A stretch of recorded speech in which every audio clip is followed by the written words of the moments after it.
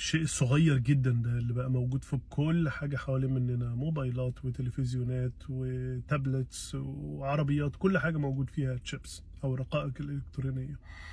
الرقائق الإلكترونية دي اللي دلوقتي بقت أهم من الذهب والفضة واليورانيوم، بقت أهم حاجة موجودة في الكون، ممكن تعتبرها إن دي عملة المستقبل.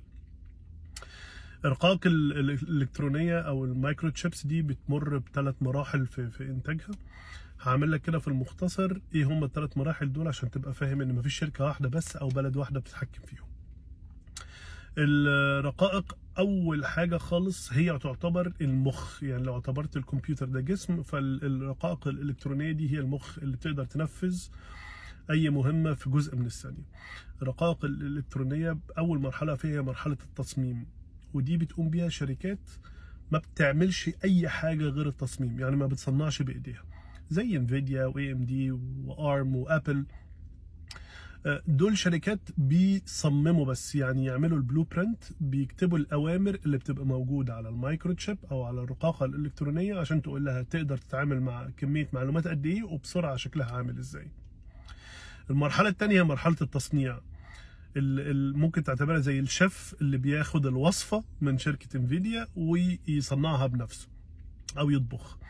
ودي طبعا اكبرهم تي سي ام سي اللي موجوده في تايوان وسامسونج وغيرها، بس تي سي ام سي هي الاكبر بدون منازع. فلو حصل حاجه في تايوان المطبخ اللي بيطبخ كل الرقائق الالكترونيه على مستوى العالم هيقف.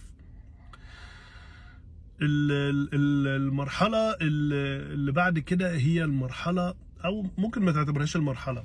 ايه بقى هي الماشينز او المكن اللي موجود في تي سي ام سي وفي سامسونج اللي بيصنع الرقائق ده شركه واحده بس على مستوى العالم هي اللي بتعمله، شركه اسمها اي اس ام ال موجوده في هولندا، والحكومه الهولنديه تمتلك حق الفيتو على بيع الماشينريز دي من شركه اس ام ال لاي شركه في العالم، عشان تقدر تتحكم مين يقدر يصنع الرقاقه اللي هي 3 نانو او 5 نانو.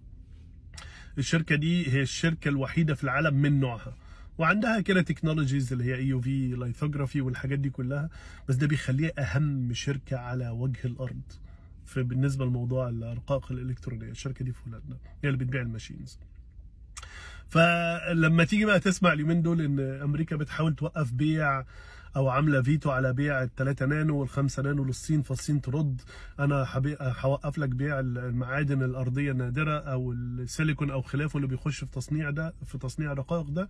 هي دي الحرب الاقتصاديه اللي جايه كمان ما بينهم هما الاثنين. دول ال3 مراحل او 3 اهم حاجات مرتبطين بالرقائق الالكترونيه.